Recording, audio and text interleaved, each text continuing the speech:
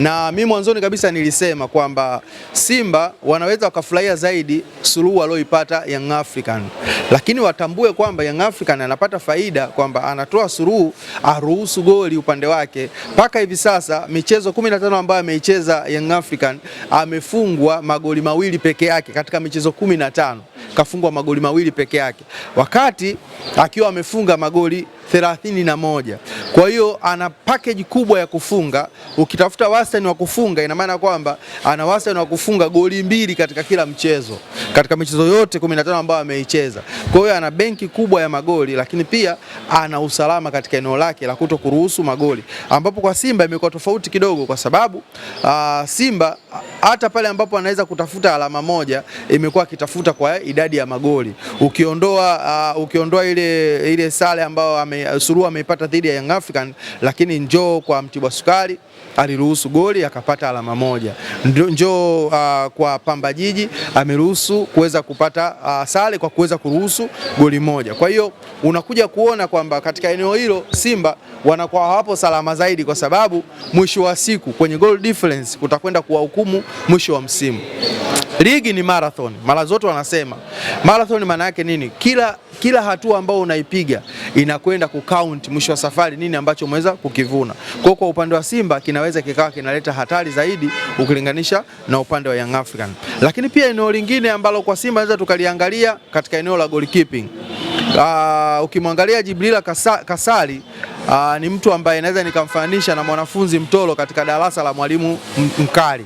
Yaani kwa maana ya kwamba hajakuwa mhudhuriaji mzuri wa darasa la Djigui Diarra. Inatakiwa arudi darasani, aweze kuingia darasani na peni na karatasi kuweza kunote kile ambacho Diarra anakuwa anakitoa mara nyingi katika masomo yake. Diarra amekuwa ni kama vile IC unit ya magolikipa wengi ambao wamepita katika ligi yetu ya Tanzania.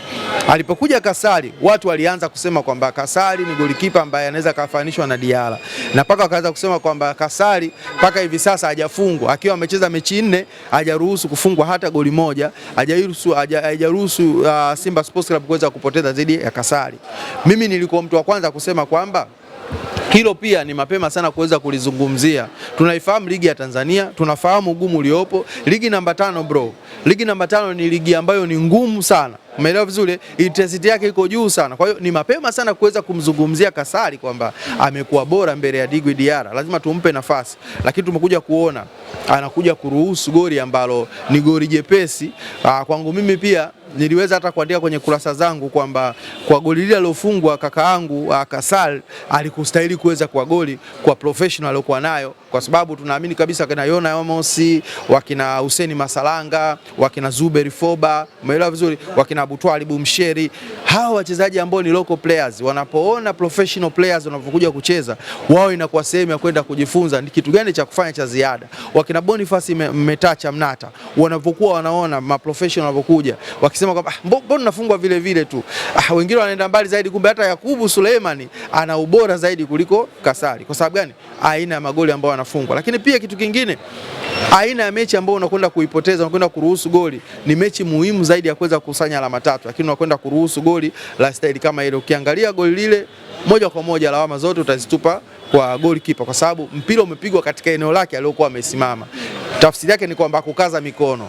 Lakini baada ya kukaza mikono nini kinafuata? Amua mpira unaupaka mafuta unakwenda juu au mpira unataka kuushika moja kwa moja. Lakini kwa staili ya mpira ambao ulikuwa umepigwa, ulikuwa ni mpira wa kuupa mafuta uweze kupanda juu kuweza kuepuka lawama zaidi kwa upande wa Simba Sports Club. Lakini yote katika yote wameruhusu kuweza kufungwa. Na mwanzoni nilisema kwamba endapo Simba wakiweza kushinda mechi zao zote zilizosalia ambazo zilikuwa mechi 3, wangekusanya alama 9. Wakati huo wangekusanya alama 9 ukijumlisha na alama 27 kabla ya kupata hii alama moja, wangekusanya alama 36, ambazo alama 36 hizo zingekwenda kumpa challenge ambaye yuko juu ya kilele ambaye ni Young Africa, na angekuwa na alama 37, ambapo ukimwangalia Young Africa katika mechi 15 alizozicheza viwango vya ufanisi ni 82% ambazo wameweza kukusanya 82.222 to infinity, ambayo ukija ukiround off inakuwa ni 82%. Hizo ndo ambazo alikuwa amezikusanya Young African. Kwa hiyo ina maana kwamba kama Simba angeweza kushinda michezo yake yote mitatu, angeweza kukusanya alama 36, ambazo 37 ukitoa 36 ni alama moja, inakuwa tofauti, ambayo yeye viwango vya ufanisi vya Simba vingekuwa asilimia 80. Umeelewa vizuri hapo? Lakini sasa kilichokuja kutokea mpaka hivi sasa tayari ameshaangusha alama 2. Kwa hiyo ina maana kwamba baada ya kupata alama 30 anakwenda kukusanya alama 28, ambazo alama 28 hizi ni baada ya kucheza michezo 12. Ukiangalia Simba ambayo inazungumzwa kwamba sasa imeimarika sana, amecheza michezo 12, amekusanya alama 20 na ngapi? 28. Wakati ukija kwa Yanga akiwa amecheza michezo 12, alikuwa amekusanya alama 32. Umeelewa vizuri, ambapo viwango vya ufanisi vilikuwa viko juu zaidi. Lakini ukija kumwangalia Simba Sports Club katika michezo 12 amekusanya alama 28, tofauti ya alama 4 mwenzake akiwa katika michezo ambayo alikuwa ameicheza. Unapima ubora wa timu kwa kuangalia kitu gani? Kwa sababu ukiangalia kwa kiwango hicho tu cha Simba kucheza michezo 12 kufikisha alama 28, wakati mwenzake michezo 12 alikuwa na alama 32, tayari unaona kabisa kwamba nani ambaye alikuwa bora katika kukaunti alama. Umeelewa vizuri hapo? Kwa sasa hivi ukichukua michezo ambayo ameicheza Simba, michezo 12 kwa kukusanya alama 28, na maana viwango vya ufanisi kwake ni 77.777, ukiraundi off ni 78. Wakati huo mwenzake Young African akiwa na viwango vya ufanisi 82. Hatari yake ni nini? Hatari yake ni kwamba Young African katika michezo yake inayofuata akiendelea kuongeza alama zaidi, umeelewa vizuri, kwa sababu huyu anazidi kutoa sare, akiongeza michezo yake zaidi ataweza kuvunja rekodi ambayo alifanya katika msimu uliopita kwa kuongeza viwango vya ufanisi kwa asilimia kubwa zaidi ukilinganisha na Simba. Na kama Simba angeweza kufanikiwa kuweza kushinda mchezo huu, angepata alama 30, na michezo miwili iliyofuata angeweza kushinda, angepata alama 36. Ina maana viwango vya ufanisi vingekuwa alama asilimia 80. Asilimia 80 kwa 82, kiwango cha ushindani kingekuwa kikubwa zaidi, kwa sababu hata Azam mwenyewe pia angeweza kushinda michezo yake yote, asingeweza kufikisha hizo alama ambazo Simba na Yanga angeweza kufikisha, kwa sababu kwa sasa hivi tena Azam, kilichotokea pia Azam naye amepata alama moja. Umeelewa vizuri? Kwa hiyo ina maana Azam alikuwa na alama 28, alichokiongeza yeye ni kupata alama 29, ambapo viwango vya ufanisi ni asilimia ngapi? Asilimia 64. Ameshuka kutoka asilimia 66.66, ukiraundi off asilimia 67, ameshuka hadi kufikia asilimia 64.44, ukiraundi off ni asilimia 64. Kwa hiyo ukianza kuzipanga katika ufanisi, viwango vya ufanisi, ukianza na Young African unapata asilimia 82, ukija kwa Simba unapata asilimia 77 ambayo ni 78, ukija kwa Azam unakuta asilimia 64, ukija kwa JKT Tanzania unakuta asilimia 55 viwango vya ufanisi, wakati JKT Tanzania akiwa yuko juu ya Yanga kwa michezo miwili, kwa sababu alikuwa na michezo 17. Ukija kwa Azam yuko juu kwa michezo miwili, ukija kwa Simba anakuwa juu kwa michezo 5. Umeelewa vizuri? Kwa hiyo tafsiri yake ni kwamba kama Simba akiweza kushinda michezo yake yote iliyosalia na Azam akiweza kushinda michezo yote iliyosalia, JKT Tanzania anaondoka katika ile nafasi aliyokuwa nayo na kushuka chini zaidi. Kwa hiyo hatari inakuwa kwa upande wa Azam, Yanga pamoja na nani na Simba na JKT Tanzania.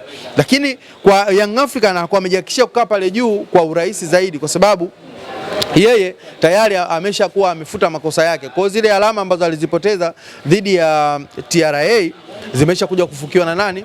Na Pamba Jiji. Kwa hiyo unakuja kuiona kwamba Yanga sasa ina uwezekano mkubwa zaidi wa kuingia katika raundi ya pili wakiwa na uhakika zaidi. Na ndio maana mwanzoni nilisema kabisa kwamba under ceteris paribus, waliosoma economics wananielewa nikisema hii lugha, kwamba under ceteris paribus if all things remain constant, kwamba kila kitu kikiwa kipo katika msawazo wake, kwamba Simba kashinda mchezo wa kwanza, kashinda mchezo wa pili, kashinda mchezo wa tatu, alama 9, inawezekana akaita ushindani zaidi. Lakini sasa tayari under ceteris paribus imeshakataa michezo mitatu, kashaangusha alama 2. Kwa hiyo ina maana kabisa michezo miwili. Kwa hiyo michezo miwili pia hiyo pia nayo imsaidie yeye aweze kukusanya alama 6. Ikitokea ameweza kukusanya alama 1, ikitokea ameweza kupoteza kabisa asipate alama, ina maana kwamba Young African atakuwa ameshapata nafasi. Lakini kitu kingine ambacho nilikuwa nataka nikiangalie kwa kina zaidi, wale ambao wanaisema Yanga imeweza kushuka kiwango, wanafananisha na Yanga yenyewe ama kama Yanga ya Gamondi, au wanafananisha na timu gani zingine? Kama wanafananisha na timu za ndani, tayari ukija kuangalia kwenye numbers Yanga yupo juu. Ukiangalia katika aina za kufunga, magoli ya kufunga, Yanga amefunga magoli mengi zaidi. Umeelewa vizuri? Ukiangalia ukipima katika viwango vya magoli ya kuruhusu kufungwa, Yanga amefunga magoli machache zaidi kuliko timu yoyote inayoshiriki ligi kuu ya NBC Premier League. Ukimlinganisha na Yanga kwenye magoli ya kufunga unamtoa, ya kufungwa unamtoa, kwenye pointi unamtoa. Kwa hiyo unaona kwamba Yanga bado yuko juu zaidi, lakini pia ukija kuangalia maeneo ambayo yamechangia magoli mengi upande wa timu zote ambazo zipo katika ile level ya juu ya top 4, ukiangalia Young African eneo la kuzuia wameweza kupata magoli, akiwemo Mohamed Hussein Shabalala ametupia, ana goli 2 mpaka sasa hivi, ametoa assist, amechangia na amefunga magoli 2. Kwa hiyo Mohamed Hussein Shabalala ana mchango wa magoli 3 katika magoli 31 ambayo Yanga wamefanyaje, wameyafunga. Ukija kwa Mudathiri Yahya basi ana magoli 4 ambayo ameshayafunga. Huyu ni kiungo cha ukabaji, wakati mwingine anakuwa kiungo cha mchezeshaji, wakati mwingine anakuwa forward. Umeelewa vizuri? Huyo ni Mudathiri Yahya basi. Lakini ukienda kwa Laurindo Aurelio Depu naye pia ana magoli takriban magoli 6. Ukienda kwa Prince Poma Dube ana magoli 6. Hao wote ni sehemu ya ushambuliaji. Lakini ukimwangalia Dube ametoa pasi saidizi na amefunga. Dube mwenyewe binafsi amehusika katika magoli, kama sikusei, magoli 9 ndani ya Young African. Kwa hiyo katika magoli 31 Dube amehusika na magoli 9. Ukija kwa Laurindo Depu naye pia amehusika katika magoli takriban magoli 7 kwa sababu ametoa assist 2 na yeye pia ameweza kufunga magoli 5. Umeelewa vizuri? Magoli 6. Kwa hiyo magoli 8 kahusika. Umeelewa vizuri? Kwa hiyo unakuja kuona ukipima katika kiwango cha kuweza kutoa mchango wa magoli kwa Young African, namba zao zinakuwa zinawabeba zaidi ukilinganisha na timu yote. Kwa hiyo unapokwenda kuifananisha Yanga na timu zingine unaangalia kitu gani? Kama unaangalia kila mechi kuweza kupata alama 3, unazikosea timu zingine, kwa sababu ukisema kwamba Yanga kila mechi anaocheza apate alama 3, maana yake kwamba unamwona kwamba Azam ni mbovu, unamwona TRA ni mbovu, umeelewa vizuri? Unamwona Simba ni mbovu, unamwona Namungo ni mbovu, unamwona Prison ni mbovu, unamwona Mtibwa ni mbovu. Kwa kifupi kwamba timu zote mbovu, Yanga ndio bora. Kama kila mechi aweze kupata alama 3, na approach ya game moja kwenda game nyingine inatofautiana. Hii ni marathon. Nitakapocheza na Mtibwa Sugar ni tofauti nitakapokuja kucheza na TRA. Nitapocheza na TRA tofauti nitapokuja kucheza na Azam. Na ndivyo makocha wanachokifanya, kwamba intensity ya mechi hii nitaiapply kwenye mechi hii na hii nitaiapply kwenye mechi hii. Lakini kuna maeneo mengine machache ambayo unaweza kwamba game ya kesho tunafanyaje? Benchi la ufundi likakaa likakubaliana kwamba game ya kesho sisi approach yetu tunaingia kama game namba fulani. Tufanye kwa sababu gani tunafanya kama namba fulani? Kwa sababu wapinzani wanaenda kukutana nao wana aina wachezaji wanaofanana na timu fulani ambayo tulicheza nayo. Wana aina fulani ya ukabaji, wana aina fulani ya ushambuliaji, wana aina fulani ya kuchelewesha muda, wana fulani ya kuplace mambo. Kwa hiyo tukitumia game approach kama ile inawezekana ikatusaidia. Kwa hivyo ndivyo ambavyo wanapokuwa wanakwenda. Kwa hiyo ukiona tofauti na hivyo, kwa hiyo unakuja kuona kwamba kwa Young African ni ngumu kuweza kuilaumu kwamba hii imeshuka kiwango. Sawa, tumeona jana kamati ya masaa 72 imeweza kutoa hukumu, imetoa barua taarifa kwa umma, kwa maana ya imepitia mwenendo wa matukio yaliokuwa yanatokea katika michezo iliyochezwa. Tumeona baadhi ya watu wamefungiwa, na taarifa kubwa zaidi ni kwamba penati, Yanga walistahili kupata penati katika mchezo wao wa dabi ya Dar es Salaam. Wewe umelipokeaje jambo hili, na pengine waamuzi wa michezo wanachangia kwa namna gani kushusha au kupunguza thamani ya timu, namna ambavyo walitakiwa pengine sasa hivi wawe katika namba fulani? Hiki nilishakisema toka siku ya kwanza kabisa kwamba ile mechi ya Yanga na Azam, ile penalty ambayo Yanga walinyimwa ilistahili kuwa penalty. Watu wengi walinishukia sana, walinishukia mno, akasema na nini, lakini kamati ya masaa 72 imekuja imetoa haki. Katika hilo imetoa haki na wapa kongole kwamba imetoa haki. Lakini hii pia rai yangu inakwenda kwa waamuzi pamoja na kamati ya waamuzi ambao inapanga hizi timu za kwenda kuchezesha katika seti ya waamuzi ambao inakwenda kuchezesha mechi husika. Lazima iweze kuwa makini zaidi wanapokuwa kwenye vikao vyao, huwa wakiwa wanafanya postmortem, huwa wanajadili kitu gani kuhusiana na hizi mechi. Umeelewa vizuri? Kwa sababu mimi ninachoamini, baada ya game timu zilizocheza zinakuwa na postmortem, lakini pia seti ya waamuzi pia inakuwa na postmortem. lazima watakuwa wanang'amua makosa ambayo wanayafanya katika mchezo. Wanaweza wakang'amua pia strongness waliokuwa nayo, kwamba walifanya kwa ubora katika maeneo gani, walifanya kwa kutokuwa na weledi kwa eneo gani, lakini pia waliweza kufanya makosa ambayo makosa yasiyokuwa ya kibinadamu. Umeelewa vizuri? Makosa ya kimakusudi, lakini pia walifanya makosa ya kibinadamu, kwa maana kwamba hii tunalitambua kabisa hili ni kosa, lakini tuliweza kulifumbia macho. Mangapi wanavyokuwa na kipu kwenye rekodi, wanajaribu kupunguza yale matatizo, lakini unajiuliza wao wakiwa wanafanya postmortem ya mechi huwa wanajadili vitu gani, na kwa nini kosa linalofanyika katika mchezo huu limefanywa na mwamuzi huyu, mwamuzi mwingine anayefuata na kwenda kufanya kosa ile ile ambalo alikuwa amelifanya mwamuzi wa mechi iliyopita. Kwa hii ni jambo ambalo la kuweza kujitafakari na kuweza kulifanyia kazi vizuri kabisa.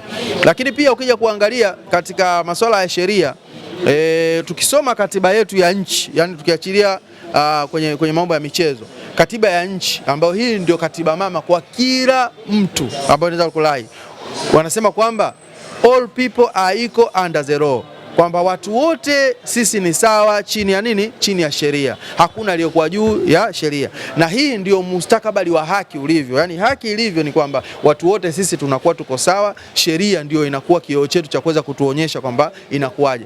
Sasa kwenye hukumu pia, kosa linalofanyika, hukumu inayotoka lazima iwe hukumu ya haki. Na inatafsiriwa vipi kuwa hukumu ya haki? Kwamba kosa nililofanya mimi Steven Mapunda, wewe Matole pia ukiwa umelifanya, hukumu niliyopata mimi, kama kosa linafanana, hukumu yangu mimi na ya kwako ifanane. Sio mimi nimefanya kosa Steven Mapunda, umenihukumu miezi 6. Umeelewa vizuri kwamba sitaki kujihusisha na masuala ya michezo. Na the same Matole umefanya makosa, umeelewa vizuri, hilo unahukumiwa kwamba utakiwa kujihusisha kwenye michezo kwa wiki 2. Umeelewa vizuri hapo? Ni kweli umehukumiwa, ni kweli imegundulika kwamba umefanya kinyume na utaratibu, ni kweli umepata hukumu, lakini hukumu yako wewe haijakuwa imekuwa favored kuliko hukumu yangu mimi. Ndio hapa sasa unakwamba watu wote tuwe sawa chini ya sheria. Ukiangalia yule refarii ambaye alikuwa amefanya makosa katika mchezo wa Namungo dhidi ya Young African, alipowanyima Namungo ile penalty, adhabu yake alishushwa daraja. Umeelewa vizuri? Wakati huo aliyewanyima penalty Singida Black Star dhidi ya Simba, naye wametoa hukumu yake, naye pia amefungiwa mizunguko 3. Tafsiri yake ni nini? Mechi ngapi? Mechi 3. Kosa la kunyima penalty. Umeelewa vizuri? Kosa la Namungo na Yanga kunyimwa penalty, Namungo ameshushwa daraja.